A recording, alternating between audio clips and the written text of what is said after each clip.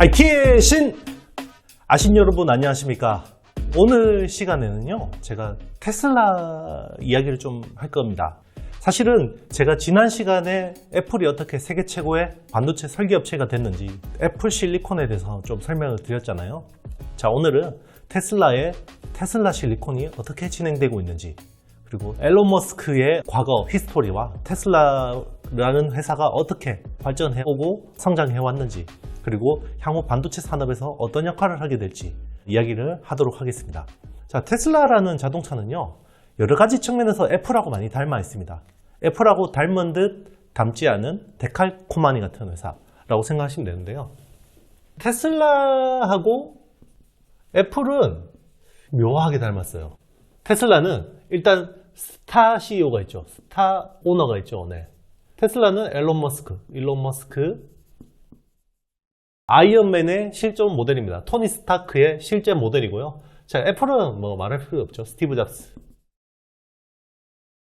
이 사람들의 어떤 성공 스토리를 이야기하면 정말 빼놓을 수가 없는 거고요. 일단은 게임 체인저로서 역할을 했다라는 겁니다. 네, 게임 체인저. 애플은 스마트폰이라는 걸 가지고 세상을 바꿔 놓았고요. 네. 테슬라는 자율주행차라는 걸로 세상을 바꾸어 놓았습니다. 예전에 스마트폰 같은 경우는 휴대폰이었죠. 네, 휴대폰이었는데요. 이게는 이제 OS가 없었죠. 네, OS가 없었습니다. OS가 없었는데, 자, OS가 들어가면서 이게 컴퓨터화가 됐고요. 똑같죠? 지금 자동차가 OS가 없죠? 그런데 테슬라가 OS를 넣으면서 컴퓨터화가 되고 있죠. 되고 있습니다. 자, 그리고 한 10몇 년 전 뉴스들 보시면요, 막 애플 스마트폰 디스하면서 애플이 통화가 잘 안 된다, 데스그립 이야기하면서 막 했어요. 휴대폰은 당연히 통화가 돼야 되는데 지금 스마트폰 나오면서 통화감도 떨어져요, 안 살래요, 이런 게 있나요? 거의 없죠. 똑같습니다. 자동차도 테슬라의 마감이 구리고 이야기를 합니다. 그런데 더 이상 자동차는 이동의 수단보다는 이제는 엔터 쪽에 좀 많은 무게 중심이 가는 거고요. 휴대폰도 그랬었죠. 처음에는 통화가 제일 중요했는데 점점 엔터, 업무 이런 쪽으로 여러 가지 쓰이기 시작했죠. 똑같습니다. 여기도 이제 뭐 업무나 뭐 엔터나 그냥 자동차 자체가 라이프 스타일의 한 공간이 되고 있는 거죠. 그리고 이게 디바이스라고 불리기 시작합니다. 자동차라는 게. 이게 이미 게임 체인저가 됐다라는 거예요. OS가 있고, 그리고 중요한 게 실리콘 전략이죠. 애플은 세계 최고의 칩을 설계하고 있죠. 바이오닉 시리즈. 지금 A15까지 왔죠. A15까지 왔고, M 시리즈가 M1이 나왔죠. 괴물 반도체가 나왔고, 프로도 나왔고, 맥스도 나왔고, 울트라도 나왔죠. 울트라 4개 이어 붙여서 자율주행차용 AP 한다는 이야기도 있습니다.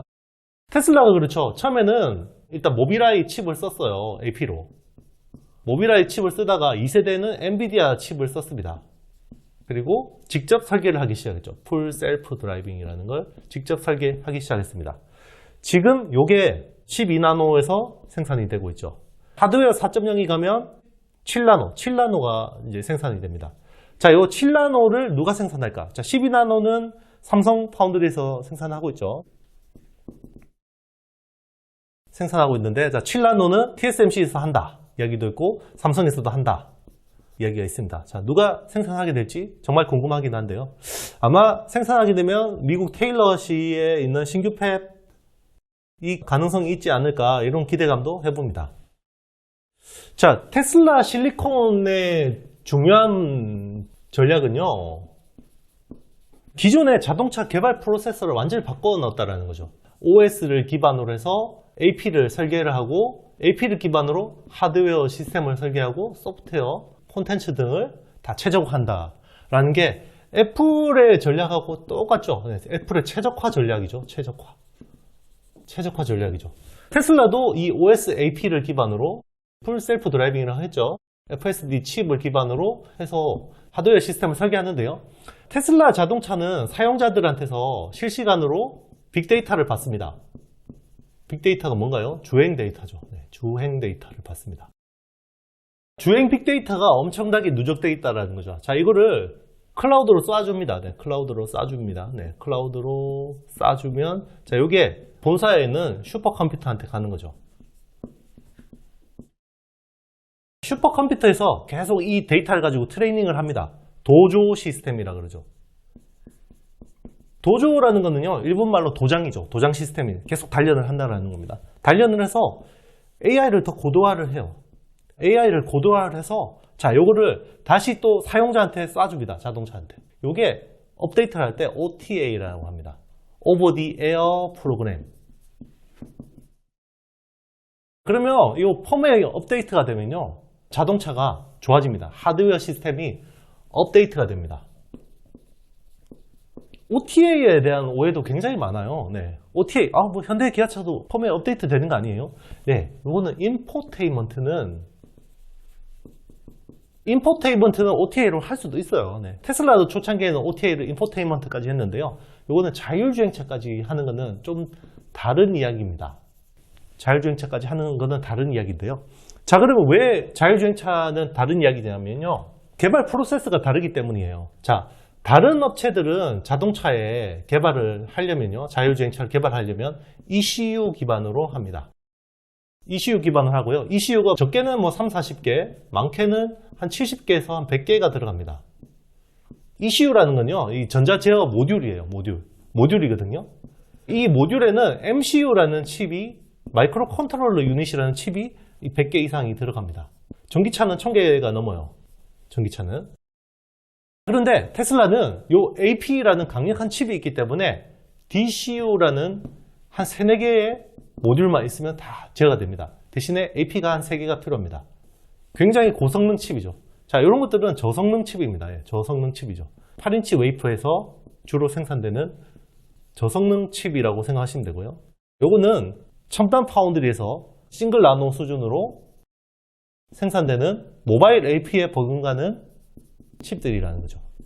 칩 수가 적기 때문에 OTA 가지고 성능까지 제어를 할 수가 있는 겁니다. 예전에는 테슬라도 인포테인먼트 정도만 이 펌웨어 업데이트가 됐었는데요. 지금은 성능까지 다 올릴 수 있다는 겁니다. 이게 테슬라와 다른 업체 간의 차이인데요. 요거를 애플이 그대로 따라 하겠다라는 게, 중앙 집중형으로 DCU 기반으로 하겠다라는 게 애플의 생각이고요. 테슬라하고 어떻게 보면 묘하게 닮았고 묘하게 또 경쟁이 되고 있는 그림이라고 보시면 되겠습니다.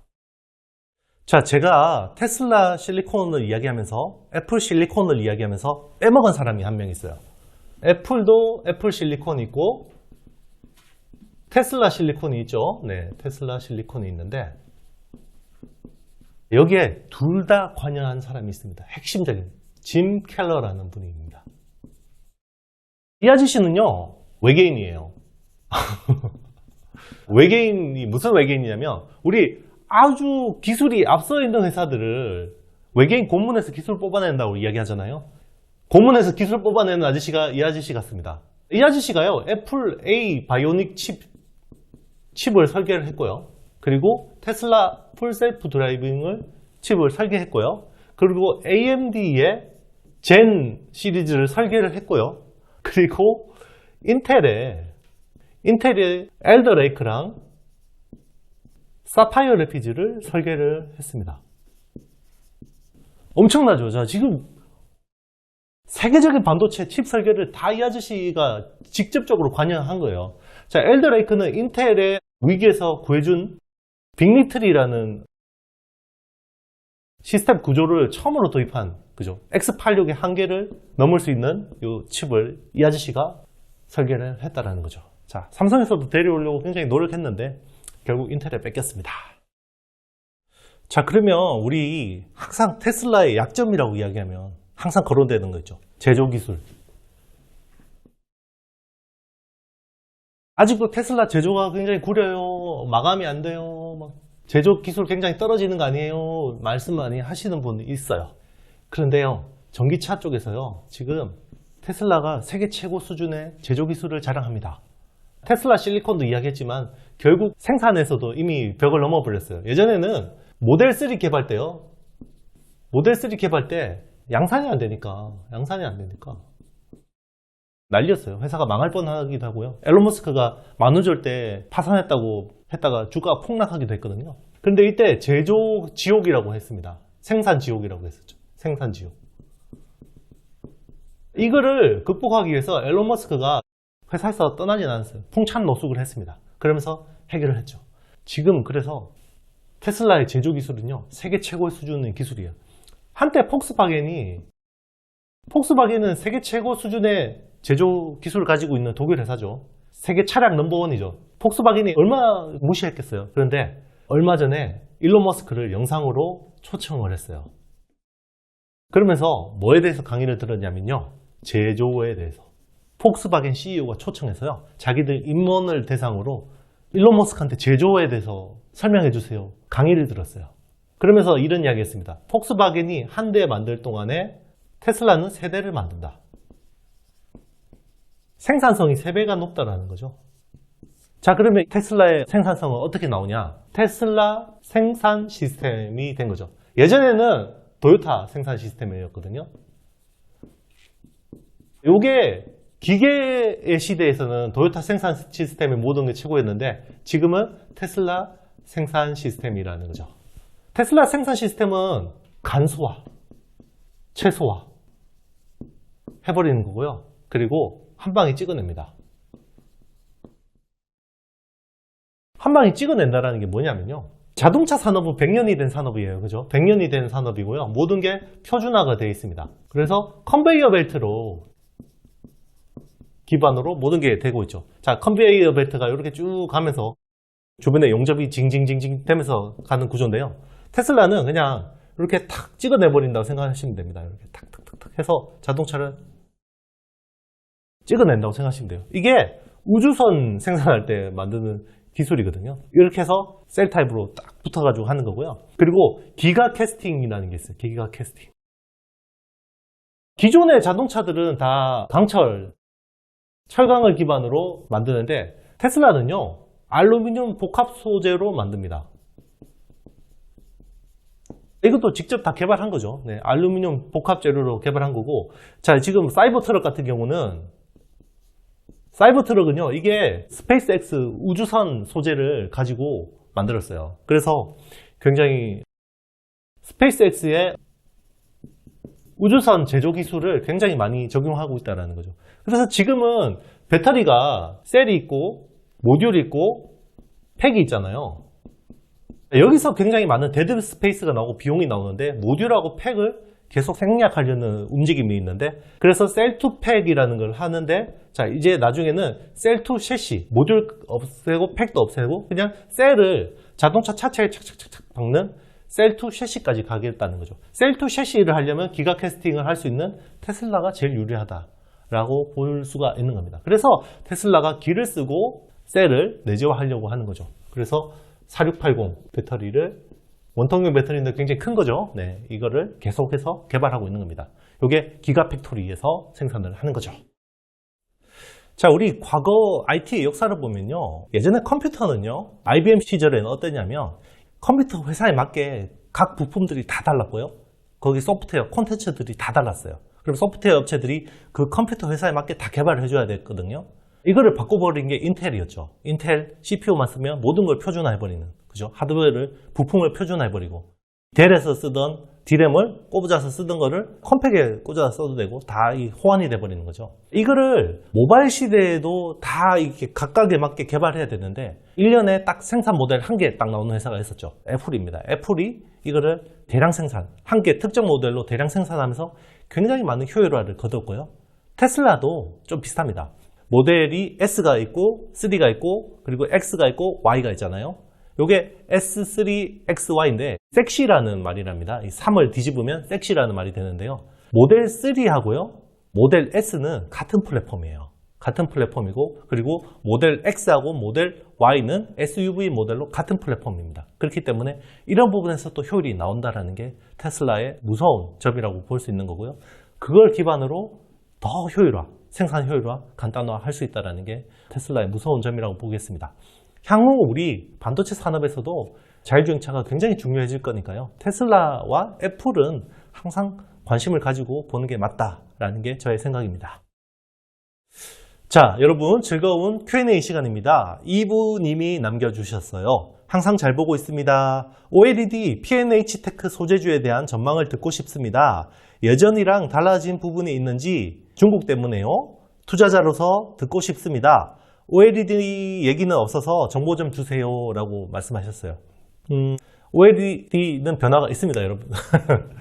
자, 이분님 변화가 있습니다. OLED 같은 경우는 지금 제일 큰 변수는 대형 쪽에서는 삼성전자하고 LG 디스플레이의 화이트 OLED 공급 계약이 제일 중요한데요. 여기서 P&H 테크가 수혜를 보는 그림이었죠. 장수명 블루호스트를 적용하기 때문에, 그죠? 그리고 OLED EX를 확산 적용하면 P&H 테크가 수혜를 보는 거였는데, 요게 연내 계약이 되는 걸로 기대를 하다가, 요게 이제 내년까지 밀린다라는 양사가 서로 이제 기싸움을 워낙 하다 보니까 좀 딜레이 되는 부분이 있고, 또 한 부분이 소형 쪽에서는요, 소형 쪽에서는 애플 아이폰 추가 공급 이슈가 있습니다. 원래는 삼성 디스플레이가 독점적으로 공급하다가 요게 이제 LG 디스플레이가 들어왔죠. 중소형 쪽으로. 그리고 BOE가 들어왔습니다. BOE가 들어왔는데 원래 한 3천만에서 한 5천만 대 정도 생산하는 걸로 이야기가 됐었는데 최근에 요거 TFT 패턴 설계를 자기 모델로 바꿔가지고 이게 좀 지금 잘리는 분위기예요. 지금은 그냥 AS 모델에만 적용을 하고 있는데 아이폰 14부터 신규로 순정품으로 들어오는 그림이었는데 요게 좀 이제 딜레이가 된 부분이 있기 때문에 요것도 좀 영향을 있는데요. 그러면 요거는 약간 긍정적인 부분이라고 볼 수 있겠어요. P&H 테크 입장에서. 왜냐면 BOE가 이 물량을 못하면 요 물량이 삼성 디스플레이하고 LG 디스플레이 쪽으로 하겠죠. 그러면 LG 디스플레이 쪽으로 오면 P&H 테크가 수혜를 본다라는 겁니다.